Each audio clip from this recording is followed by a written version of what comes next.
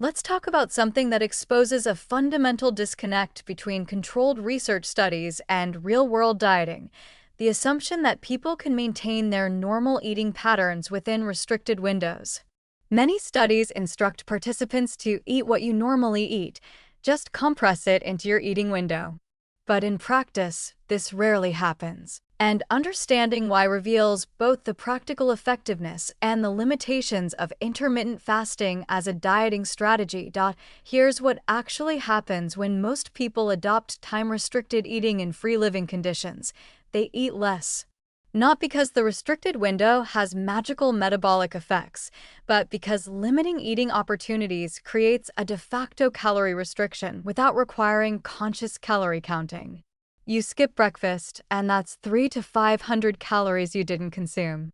You can't snack after dinner, and there go another few hundred calories. Even if you eat larger meals during your window, most people don't fully compensate for all the eating opportunities they've eliminated. This spontaneous calorie reduction is probably the primary mechanism driving weight loss in real-world intermittent fasting. This explains the disconnect between isocaloric studies showing minimal benefits and free living studies showing significant results. In carefully controlled research where calories are matched, intermittent fasting doesn't look particularly special. But in real life, where people self-select their food intake within time restrictions, it often works for weight loss. The question becomes, is intermittent fasting a diet hack that makes calorie restriction easier, or does it have unique metabolic benefits? The evidence increasingly points toward the former. Think about the practical barriers to eating the same number of calories in a compressed window. If you normally eat 2,500 calories across 3 meals and snacks throughout a 14-hour day, fitting all that into an 8-hour window requires substantially larger, more calorie-dense meals. Most people find that uncomfortable. Large meals cause digestive distress, excessive fullness, and often people simply can't physically consume that much food in a sitting. The natural result is eating less total food, creating the energy deficit that drives weight loss. Social eating patterns contribute to this effect too. When you're fasting during typical meal times, you skip social eating opportunities. The breakfast meeting at work, the mid-morning coffee and pastry with colleagues, the evening drinks with friends that come with appetizers.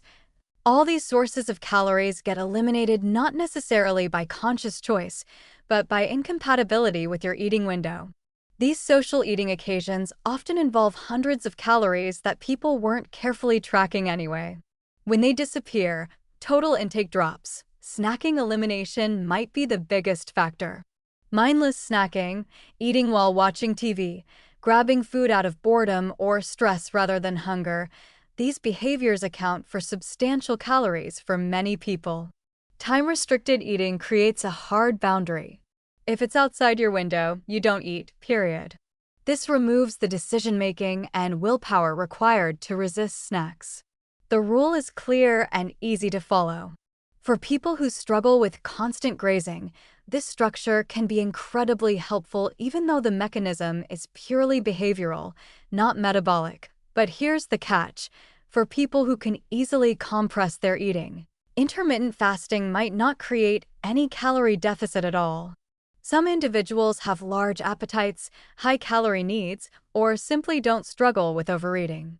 When they restrict their eating window, they automatically compensate by eating much larger meals. They might even find that the feast mentality within their eating window leads to consuming more than they would have with regular meal patterns.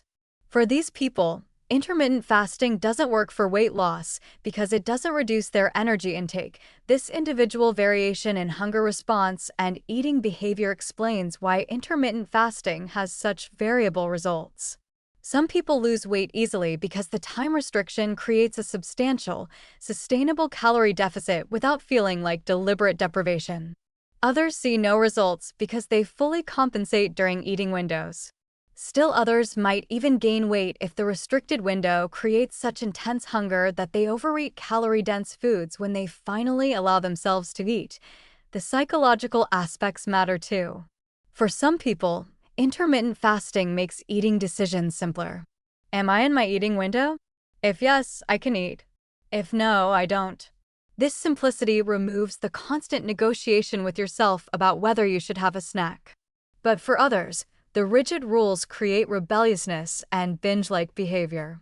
The restriction makes food more appealing, and when the eating window opens, they eat with urgency and poor self-regulation, potentially consuming more than they would have without any restrictions.